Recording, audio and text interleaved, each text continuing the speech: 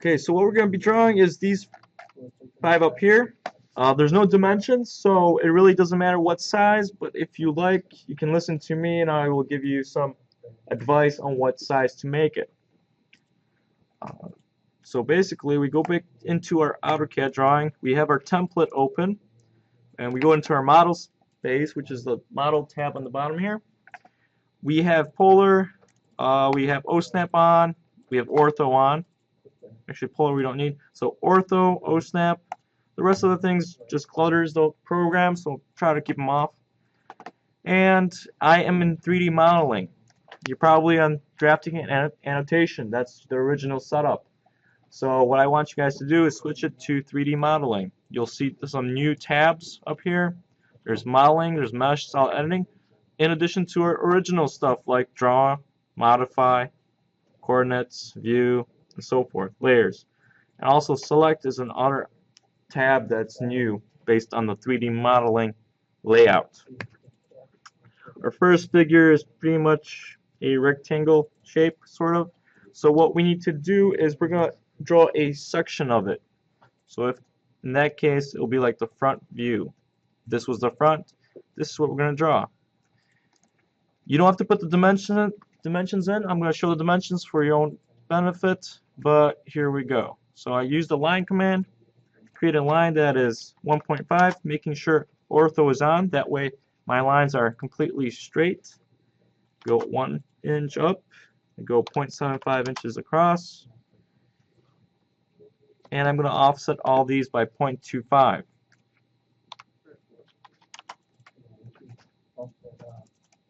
Like so. I close them up. And then I have to trim off the material. So I use the trim command. And I trim these parts off. And I end up with something like this. It's not exactly the same drawing as the other part, the one on the PDF, but it is close to it. If you like to adjust it based on the dimensions, that's fine. I'm going to leave the dimensions up here for you guys, so you guys can get a better view of what size I used for what part. So these are the dimensions that are necessary to complete this drawing. I'm going to leave that up to recording. So I'm going to make a copy of this. You guys don't have to do that. What we need to do next is there's 3 ways of doing this. There's P-edit, there is region, and there is press pull. Press pull is the easiest one for this. It's right here next to extrude, polysolid, and sphere. Press pull allows us just to press, pull, I guess, a region that's enclosed, even though it's not a polyline. You'll see it's shaded in as if it's enclosed, and it just lets us drag it out. We can drag it out and specify a distance, or you can type in a distance, such as 1 inch, which we're going to do for this. So I went to the press pull, selected the inside, otherwise it's not going to work. There we go. Just move around your mouse if you can't snap. Click. See, now it's showing an arrow. Which direction do I want to press pull? I'm not going to click anywhere because it won't know exactly what I'm clicking. So I'm just going to type in the height because it's asking me to specify extrusion height. So on the bottom right here, specify extrusion height. And we're going to type in 1 inch, or just 1.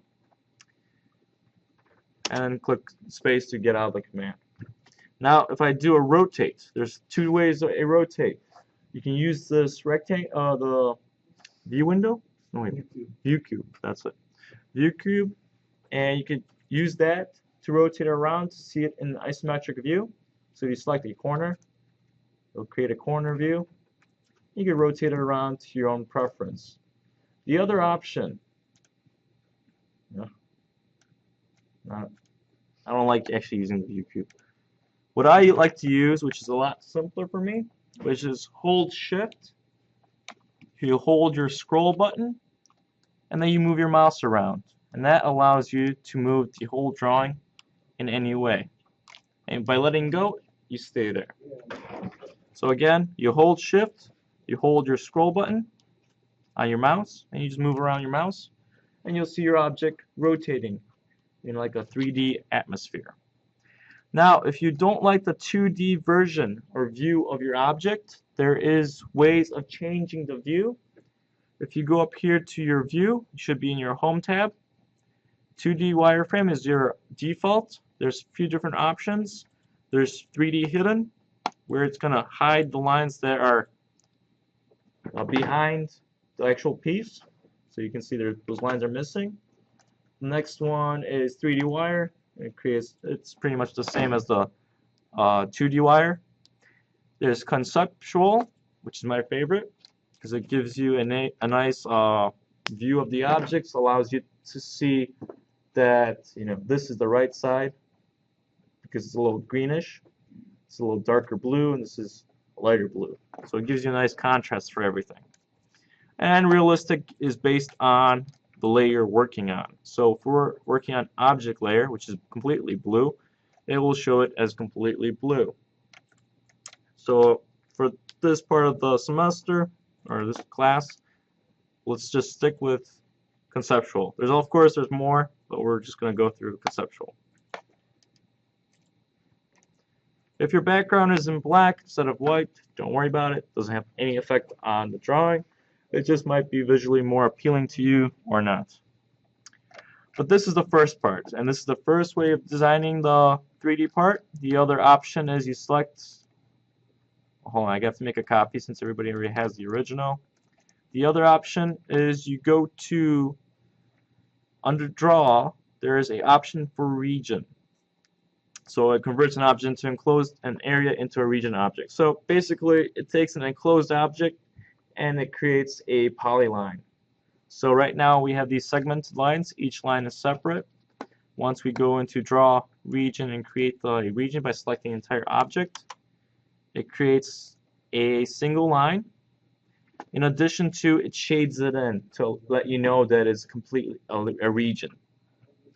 It only shades that in if you're in a conceptual view. If you're in the regular 2D wire, you won't see a difference, but you'll see that it is one piece instead of segmented lines. I prefer, again, working conceptual when you're in 3D. Conceptual is your best friend, I believe at least. And then once we have this region, what we can do is use the extrude command. Same thing as press pull, except it needs an enclosed object. Press pull allows you to just select the segmented line and enclose it by itself automatically. Extrude does the basic of press pull, I'm guessing. So you go extrude, you select that region that you created. It's going to ask you, do you want to select any more to extrude? No, that's it. So I click enter, and not moving your mouse, you can see how it's extruding it up, or you can extrude down. And we're just going to type in the distance of 1. Keep it consistent. So they're perfectly the same. So that's the second way of doing this. Third way will be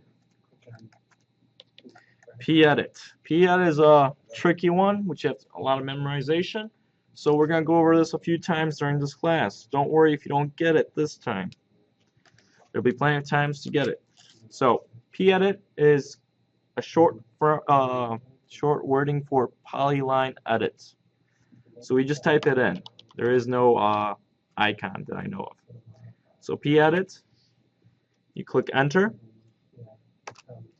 It's going to ask you select polyline or multiple. We select multiple because we have multiple lines we want to select. We select all these lines. It's going to ask you, would you like to select any more? That's all. So I click enter. Would you like to convert these lines, arcs, or splines to polylines? Yes, that's the whole goal. The goal is to make this segmented drawing into one polyline. So we click enter. Then it's going to ask you, enter an option, and we type in J for join, because they're all going to be segmented polylines unless we join them together. So we have to join them. And don't worry about the enter fuzz distance. We're just going to keep it at 0. And we're going to click enter to get out of command. And that will create our polyline. This is like the third step. If the first 2 steps don't work, this is your backup. Once you have that, you can go back to your extrude command and of course type 1, enter. So those are the 3 ways of designing this part, which is, I would call it, I don't know, 4C1. We go to the next one, which is a sphere with a cylinder cut out inside of it. So you can see a sphere, you can see almost a cylinder cut out. It even specifies here, sphere and cylinder. To do this, we can easily go to our sphere command right here next to extrude. That is right by the home tab. So you go right under that, you go to sphere. If you don't have that sphere command there, there's an arrow underneath, and that gives you options for 3D different quick tools. There's box, cylinder, cone, sphere, and so forth. So for this one, we're going to use the sphere for now, for this moment. I'm going to click anywhere on the screen, like so, and we're going to type in, because it's asking us for the radius or diameter. We're going to change it to diameter, so you can type in D-enter or click on diameter, and we're typing in 1.5. Or whatever you like. I'm doing 1.5. So I might have to draw a quick sketch of this as a top view, so anybody needs those dimensions. I'll show that. Oh, that's the wrong size. So I have a circle that is 1.5 in diameter, and the cylinder inside will be 1. So I'm going to create the dimensions. This is only for reference for those of you who need it. So, why is this 2? I think that was the wrong size. The center one should be 1 inch diameter. So it's a 1.5 diameter sphere and a 1 inch diameter cylinder that's going to be inside, that's going to cut through this. So we go back to our home tab if you did dimensioning. We go from under sphere, we go into cylinder. Again, there's an arrow right under sphere, so you click that arrow and you go to cylinder. It's going to ask you to specify a center point of base.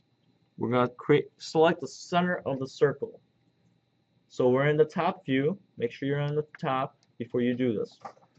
So you click top if you need to, or you rotate it in a way so you're viewing it from the top.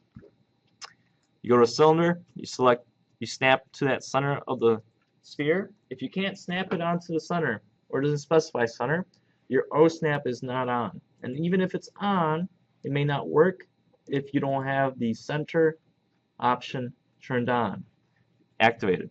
So if you need to activate it, what you want to do is right click on O snap and just make sure it's highlighted. We go into the circle and we're going to type in the diameter, or click D-enter or click here for diameter. And the diameter is 1 inch. The height, because it's a cylinder, it needs a height, we're going to do 2 inches. As long as it's longer than the sphere. Because we're using the cylinder to cut a hole into our sphere. So our next step, which will be a new command for you guys, is our subtract command. Subtract is under solid editing, and it's right under these 2 double circles, which is actually a union. Second one is subtract. So I'm going to leave that up for a little bit. So you use this subtract to subtract material from one item from the other. So you see how it's done in just a bit. We go to our subtract command, we select our sphere because it's asking us what to subtract from. So we subtract from the sphere. We click enter because that's all we want to subtract from. And then the second option is going to ask what do we want to subtract. So you select object, blah, blah, blah, or region to subtract. So we select the cylinder to subtract. And we click enter. And that creates that cutout. How long do you want the cylinder? Cylinder can be 2 inches. Alright, we're going to do the next one, which is a cylinder, a cone, and a sphere. So we start with a cylinder. We're in a home tab, cylinder command, cylinder, create circle. We'll make it about 1.5. Again, it's up to you what diameter you'd like to have it, or radius. And I'm going to go up 0.25. That's my first part. After that, I go from cylinder, go into the cone. I did 1.5 diameter by 0.25 height. I try to keep it by the quarter size, that way it's easy to remember. Next one is we go to our cone. We select the top center. There's two centers because there's a top of the cylinder has a top circle and a bottom circle. So the top circle has a center mark and the bottom circle has a center mark. The top one will be actually the top one, the bottom one will actually be the bottom one because of the angle we're looking at. So I snap, and if you can't see them, what you want to do is just hover your mouse over the edge and they will show. And then you can go to them and snap it. So you snap center, and you have to specify the diameter or radius. So make sure you click diameter. It's going to be smaller than our original 1.5 cylinder.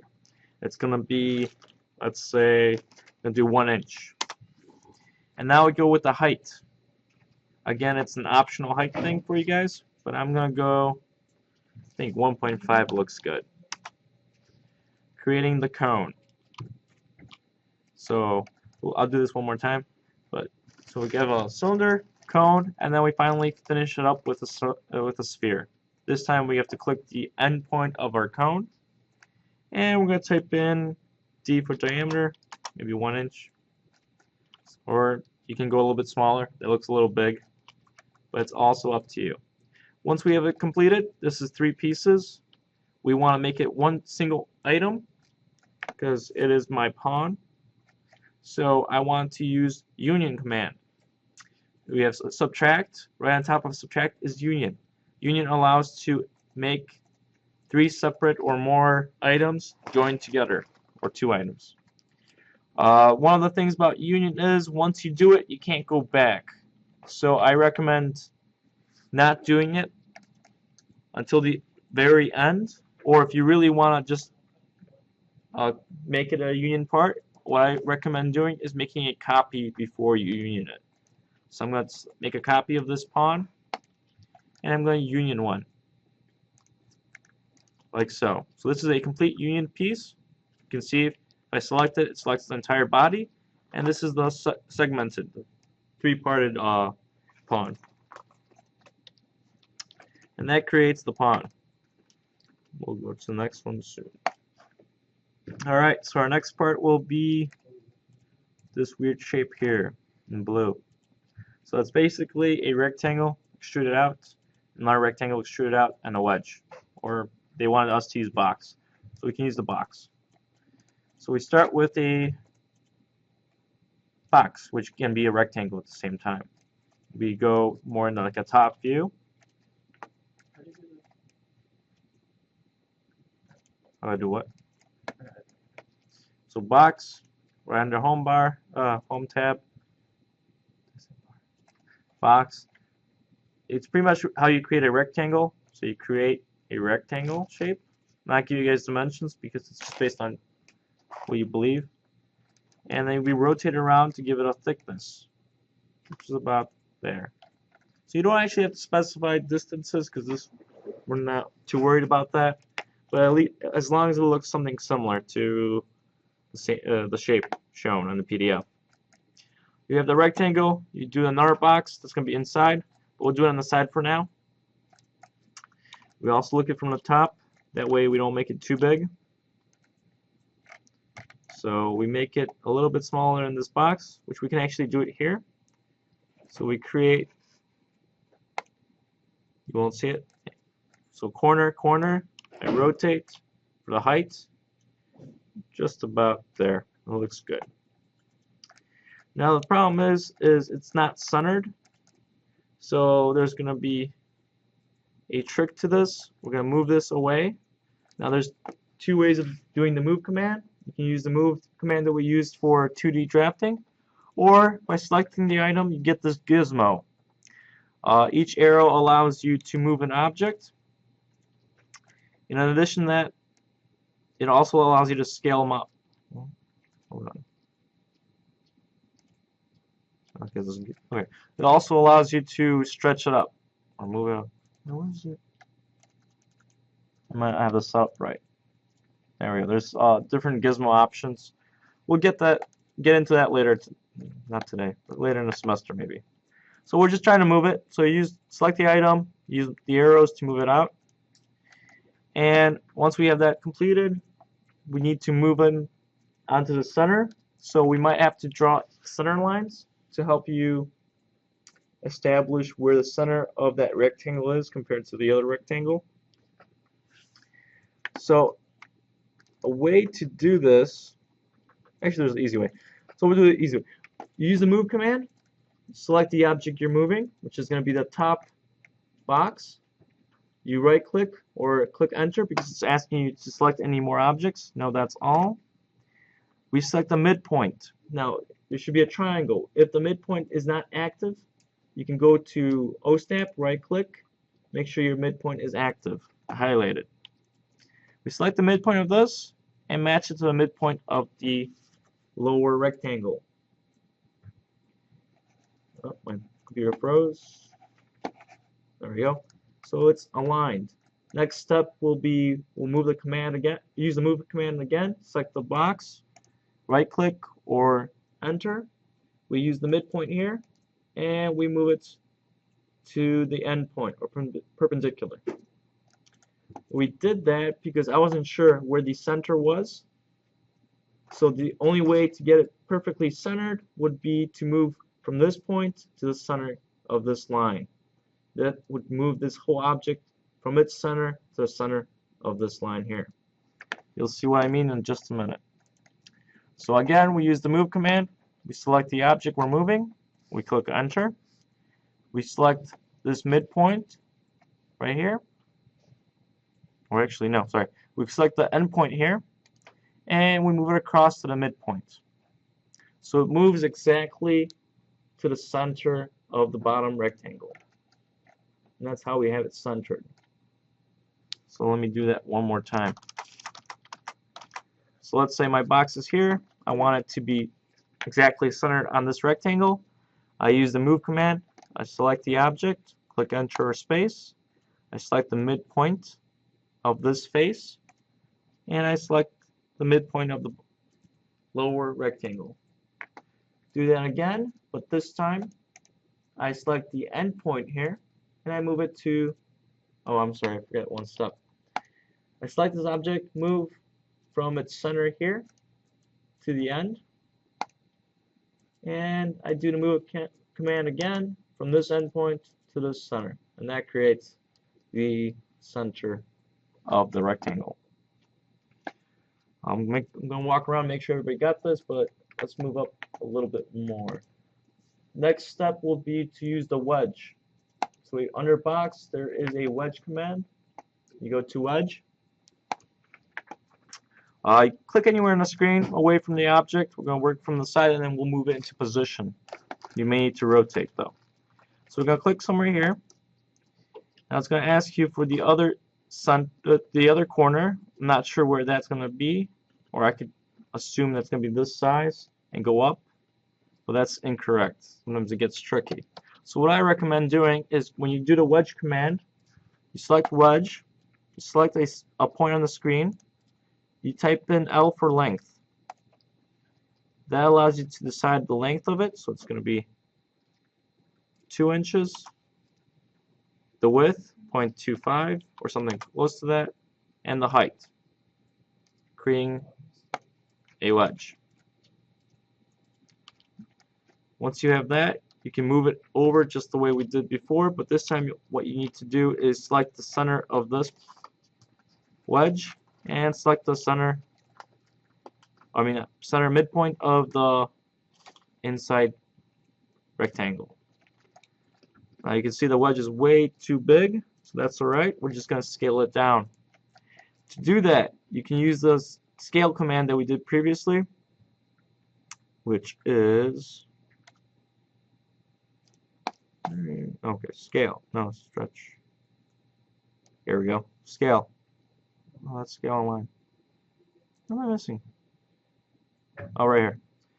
Man, it's been a long day. So scale command. Select the object. We're going to scale it from the midpoint. Because if you scale it from a different angle or a point, it's not going to be right.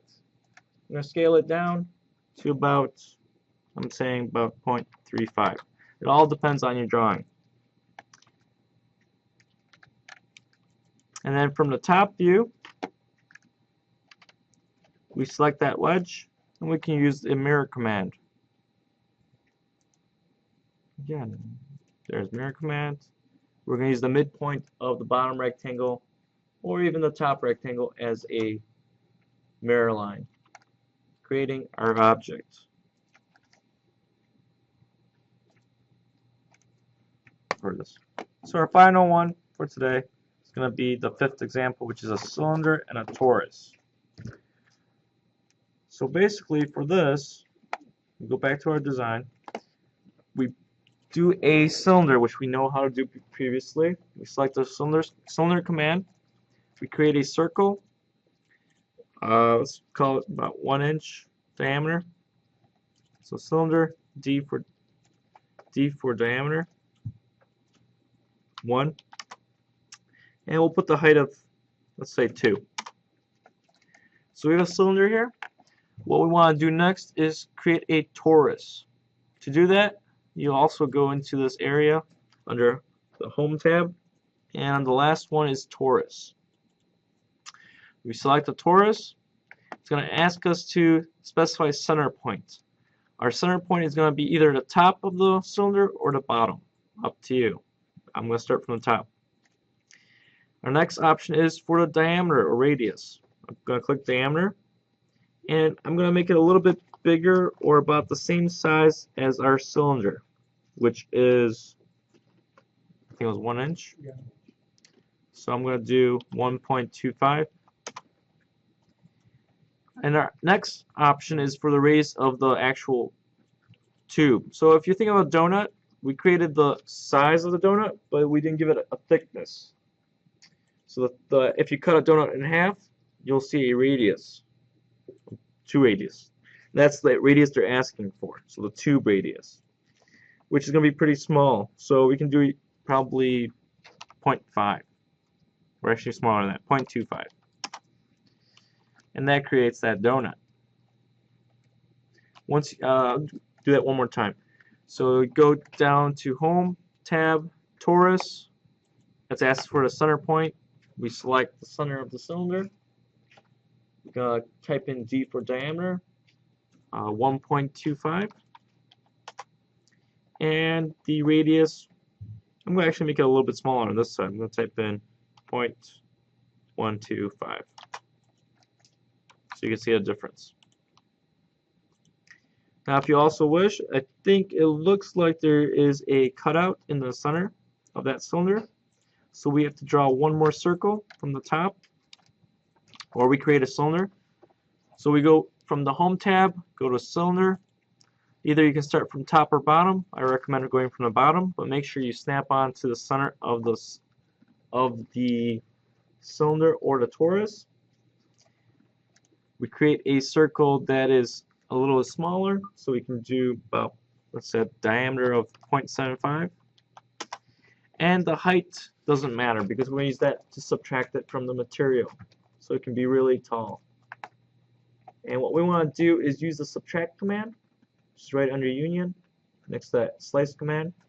We're going to select the objects to subtract from, which is going to be the torus, the big cylinder, and then the second torus. And then we're going to click enter, and then we're going to remove this long cylinder by clicking on it and clicking enter. And you'll see a cutout right through, creating our object. If your torus was a bit bigger, it'll be probably cut off too. So that actually concludes that, whatever you want to call it, the fifth example.